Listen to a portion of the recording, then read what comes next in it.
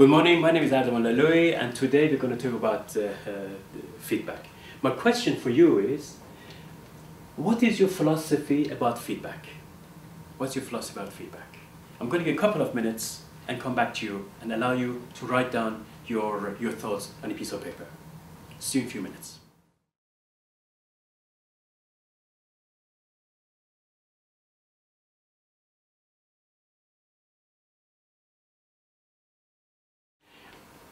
Okay, welcome back. My next question is, what does your feedback do? And this is a question you have to ask yourselves. The first question is, does my feedback encourage? Does it focus on improvements or achievements? Does it create trust and cooperation? If it does this, you're doing a good job. The feedback is a good feedback. However, if the feedback demotivates, if it focuses on blame or creates defensiveness or confrontation, that's not a good feedback. And often the feedback depends very much on the trust that you have between yourself and your employees. With every person that we come in contact with, we open a trust account. Every time we do a trustworthy behavior, we get a credit. If we have credited people and we sometimes even we give a negative feedback, it seems to be working. However, if you have no credit and your trust account is empty, no matter what we do is wrong. I'm going to give you an example. If we have a credit with somebody and we see them in the corridor and they said, "I like your haircut," they go, "Oh my God, thank you very much. Yes, I just got it cut yesterday and it seems to be a nice hairdresser." But however, if I have no credit with you and it's empty, and I come and say, "Look, your haircut," you're going to tell me, "Oh my God, what does he want now?" Therefore, this trust account is extremely important when we're doing feedback. There are some other principles. The good question we have to ask ourselves is basically, it has to be regular. It has to be one-to-one.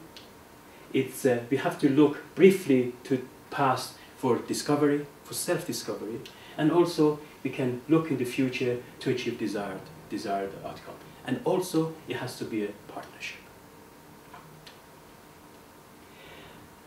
There is no such a thing as constructive criticism, true or false. I'll give you a couple of minutes to think about this, and we'll see you in 2 minutes' time.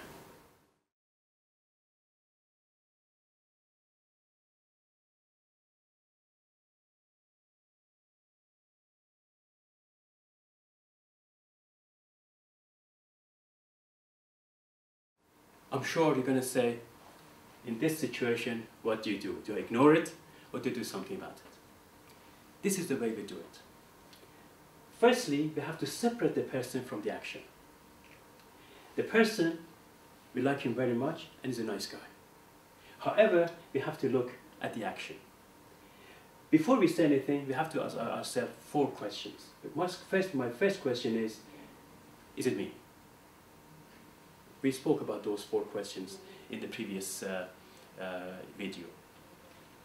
The second question is the process? The third question is there a gap in knowledge, in skills, etc. of the person? And the fourth question is the fit?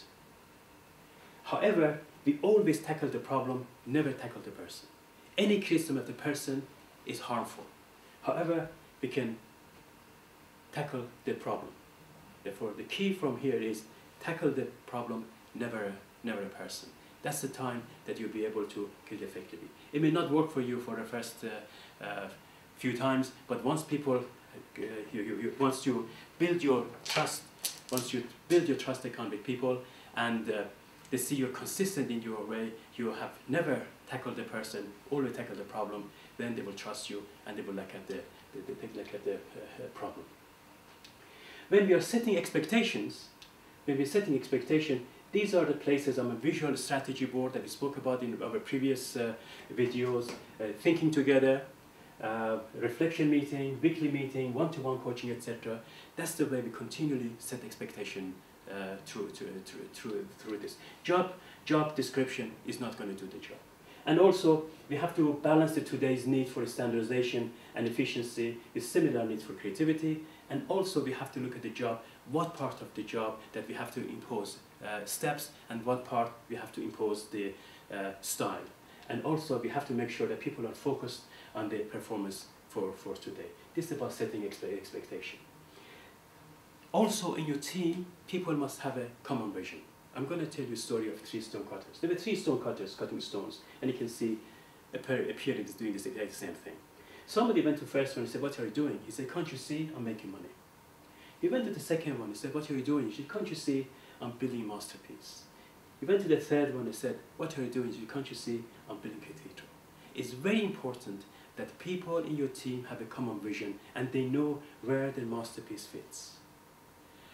Knowledge workers, really, this is not helpful for a person, not helpful for a company, not helpful for you as a manager. In this case also, it's not good for a person, it's not good for you, it's not for a company.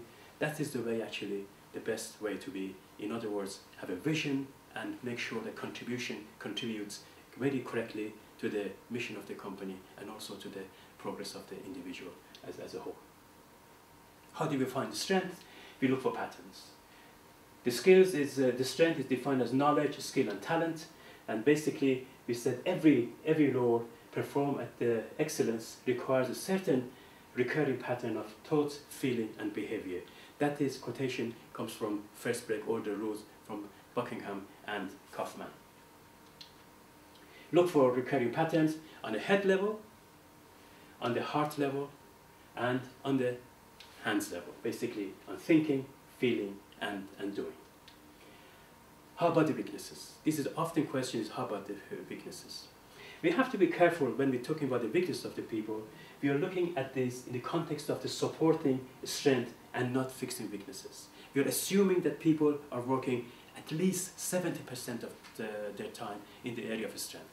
Then nobody is perfect. We all got weaknesses. How do we address that? Addressing that, we have to list it. There are 2 kinds of weaknesses. There are weaknesses that are character related, basically weakness in a character. These always get in the way of performance. And also they are non-character. We mentioned in one of our videos, we talked about how to do this. We said basically, we remember the dark room and the bright room, we replace our negative qualities with the positive qualities. I suggest you watch that video about leadership qualities. Non-character, we have to ask the question, are they in the way of performance? If no, they're not in the way of performance, there's not a weakness. If they're in the way of performance, we have to ask ourselves 2 questions. Is it a talent issue? If it's not a talent issue, then we have to train and coach people. But if it's a talent issue, then we have to manage around them. However, I must emphasize that this is done in the context of supporting strengths and not fixing weaknesses. We are not going to fix weaknesses because talent related. How do we do it? We can provide support, we can find partner, we can acknowledge and admit to get on with it, and we can improve gradually, we can delegate, and we can do X and Y and Z other things. You have to find out how we can get around and manage around weaknesses. Fixing these weaknesses in the talent related is not going to help you and help the company and help the employees. Thank you very much for this, and I look forward to seeing you at the next video.